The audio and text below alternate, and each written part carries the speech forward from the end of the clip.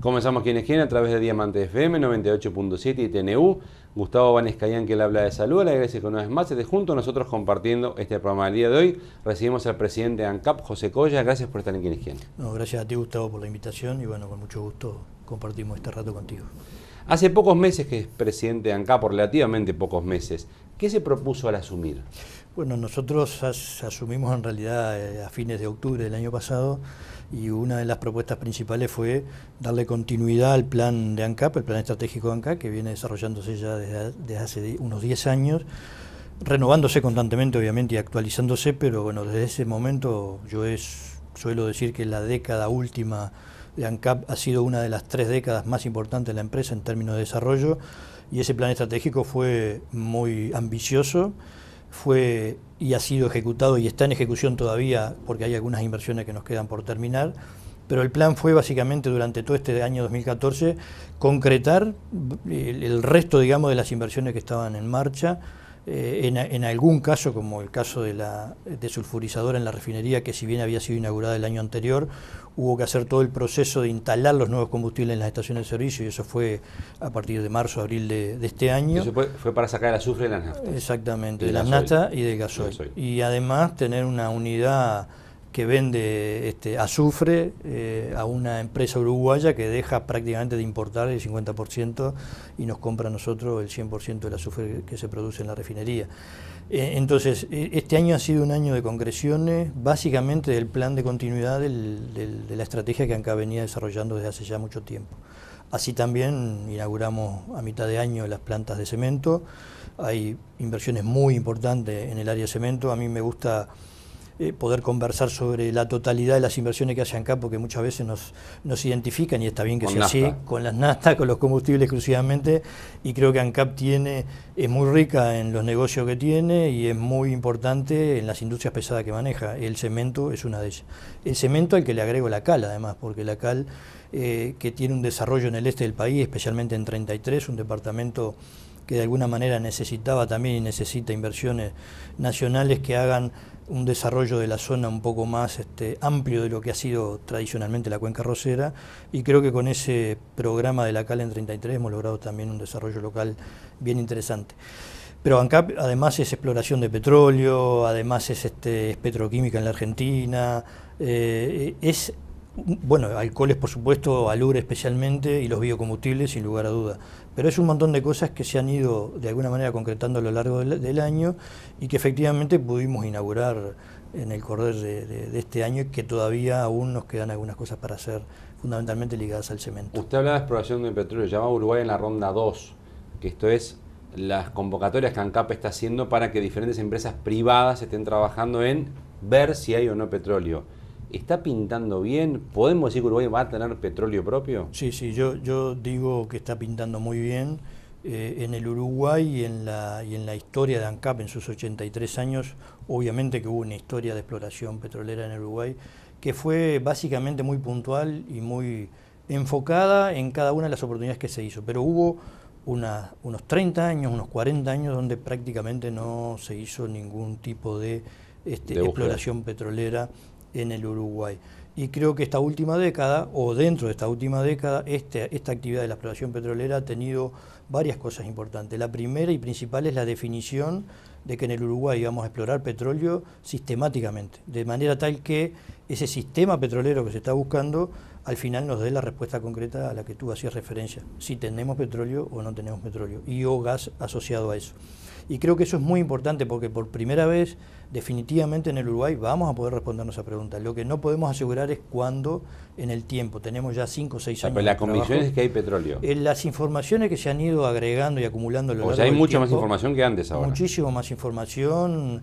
Están trabajando las 4 o 5 empresas principales. Este año sería una primer perforación, ¿no? Este año en octubre se haría la primera perforación. Este año 2015, sí. Se haría la primera perforación por la empresa Total en octubre. Eso es el offshore uruguayo, pero además... ¿Y ahí puede ser el mojón en que se diga sale petróleo después de esa primera perforación? Es un pozo, en realidad, para poder determinar si, 2.500 metros. Si la riqueza de petróleo, si la riqueza de petróleo es tal y es comercializable, en realidad... Dependería si es un pozo de eso, si no va a encontrar nada abajo, ¿no? No, está claro que la zona de trabajo de Total así como la zona de trabajo del resto de las empresas que fueron licitadas y que fueron adjudicadas a ellas, son de interés para las empresas y han hecho trabajo cumplido con todas las unidades de trabajo que ANCAP propuso en su momento y que acordó con ellos, y además han cumplido por encima, digamos, de lo que eran las unidades de trabajo pactadas. ¿A cuántos kilómetros de la costa se haría ese pozo? ¿Tiene idea, no? Y esos son unos 200 kilómetros. En realidad, el pozo exactamente hay que delimitar bien. Pero sería bastante alejado de la costa nuestra, pero dentro de nuestro mar territorial. Es alejado, está dentro del mar territorial y está especialmente en el bloque que Total fue adjudicatario, digamos, con la licitación. O sea que octubre podría ser el momento que, si esto se confirma... Y bueno, como todas estas cosas, si uno tiene la suerte de que con un pozo de esta naturaleza y primero, obviamente con toda la información que se ha agregado para eso, y tenemos la suerte de encontrarlo, bueno, bienvenido será. Pero en realidad no generemos tampoco expectativa demasiado alta con una perforación. Yo creo que el trabajo sistemático... Pero la expectativa igual es muy buena. Sí. Yo vuelvo a insistir, la información que se ha venido agregando ha hecho que las probabilidades de tener petróleo en Uruguay han aumentado en la medida en que la información ha enriquecido la geología, digamos, de la plataforma que Uruguay tiene, tanto en el agua como en tierra, y bueno...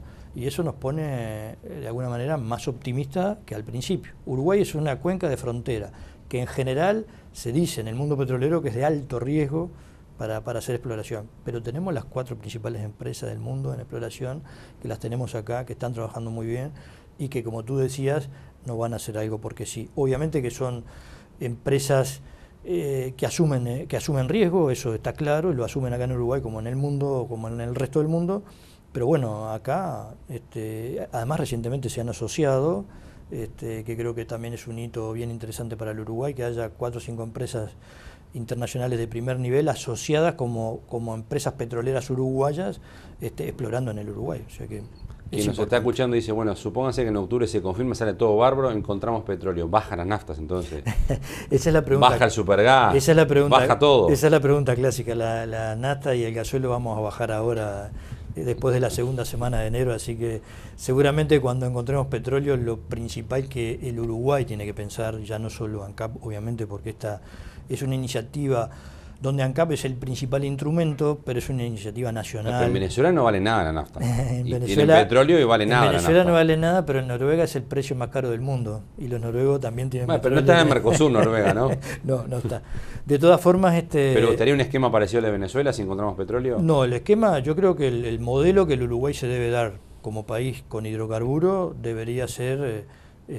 primero un modelo uruguayo. Yo estoy absolutamente convencido de que nosotros no podemos copiar nada.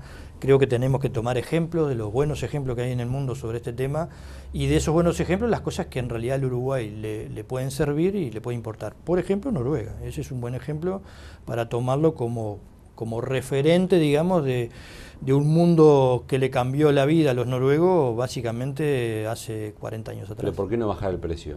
No terminé de responder, pero creo que el precio podría obviamente ser sutilmente más bajo, pero eso... ¿Sutilmente? Sí, lo digo así porque dependerá del modelo, obviamente, de país con hidrocarburo que nos demos. ¿Por qué? Porque la riqueza del petróleo, en realidad, para lo que menos debería servir, es para lo que tú me estás planteando de bajar el precio. En realidad la riqueza del petróleo debería servir para darle al Uruguay, además de los desarrollos que las actividades económicas tienen en el Uruguay, que son muy buenos, darle el puntillazo, si tú querés, final, para desarrollar además y con mucho potencial otras cosas que no sean los combustibles. Pero por supuesto que estarán impactando, obviamente. Pero quien nos está escuchando dice, está muy bien lo que dice el presidente de ANCAP, pero si a mí me baja la garrafa Supergas, me baja el litro de nafta, me baja el litro de gasoil, está muy bien todo lo que haga, pero me viene bárbaro. Sí, le va a venir bárbaro además ahora a partir de esta rebaja de que le hicieron estos días está bien, pero digo, esa rebaja teniendo petróleo es mucho más grande. Obviamente que lo hemos dicho... El barril está entre 60 y 70 dólares ahora, ¿no? Sí, ahí está más cercano a 60. Bueno, ahí estaría en muy poquito para Uruguay, porque ese precio pero más. Ese tema del precio del petróleo, a pesar de que las empresas multinacionales que trabajan con nosotros están acostumbradas a los ciclos de baja y suba del petróleo, es un precio que hay que tener mucho cuidado, digamos, desde el punto de vista del desarrollo futuro, porque obviamente eso impacta, pasamos de 110, 120 a 60, o sea que hay que tener mucho cuidado con los desarrollos futuros en la exploración petrolera. Pero estas empresas están firmes acá y seguramente vamos a seguir con el tema. El precio se va a tener que adecuar. Nosotros hemos dicho en muchas oportunidades que el Uruguay tiene los precios que están regidos por las variables internacionales y eso es así. Obviamente después está todo el proceso interno de la logística y la refinación y bueno, y el traslado, digamos, desde las distribuidoras a las estaciones de servicio y al usuario final. Pero todos los países en Sudamérica, todos, absolutamente todos, tienen como mínimo algún subsidio en los combustibles. En general casi todos son productores de petróleo. En general todos tienen una escala mayor a la que tiene el Uruguay. Y además el Uruguay, para colmo de males, y Montevideo especialmente, es una de las capitales más austral de Sudamérica. Por lo tanto estamos bastante más lejos que el resto de los centros de aprovisionamiento, digamos, de los combustibles. Entonces, creo que el precio de los combustibles, si bien a nosotros en ANCAP obviamente y al Uruguay entero le interesaría bajarlo, y por supuesto que eso ayuda al desarrollo del Uruguay futuro, lo más importante es tener racionalidad sobre lo que tú planteabas en profundidad. ¿Qué hacemos cuando encontremos petróleo? Y creo que ese modelo de país lo tenemos que analizar y pensar ahora, pero el desarrollo de la actividad de exploración petrolera que está en la fase todavía de exploración, tenemos la necesidad de mantener, yo digo, ANCAP como el principal instrumento de ese desarrollo y al Uruguay entero atento y de alguna manera posicionándose para el futuro del Uruguay seguramente con petróleo. Cuando habla de sutilmente, ¿qué sutilmente podría bajar encontrando petróleo? Y bueno, porque creo ¿Qué porcentaje? No voy a decir un porcentaje específico, pero digo, ¿a qué se refiere sutilmente? Creo que primero hay que descubrirlo, primero hay que saber cuál es la potencia. Pero es que nos gusta ver el final de la película siempre nosotros. El potencial que puede tener y sobre todo porque no te olvides que nosotros cuando manejamos una riqueza de esa naturaleza, en general los precios del petróleo son los precios internacionales y el Uruguay va a tener que darse una política interna, ahora sí con petróleo en el supuesto caso que lo encontremos, y tendrá que fijar una política de precio determinada. Que voy a poner el mismo ejemplo que te dije.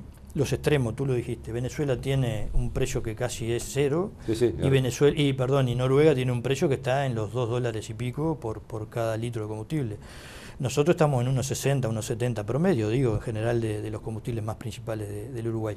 Entonces, podrá bajar, pero relativamente no creo que sea tampoco demasiado. ¿Pero qué, un 10%, un 15%? Y puede ser.